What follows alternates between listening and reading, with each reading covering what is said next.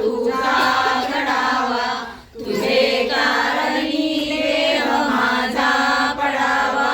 उपेक्षू नको गुणवंता अनंता, रघुनायका मागणे हेची आता. ज्या ज्या ठिकाणी मन जाय माझे, त्या त्या ठिकाणी निज रूप तुझे. मी ठेवितो मस्तक या ठिकाणी, ते तुझे सद्गुरु पाय दोन्ही. मोरया मोरया मी बाळताने, तुझीच सेवा करू काय जाणे. अन्याय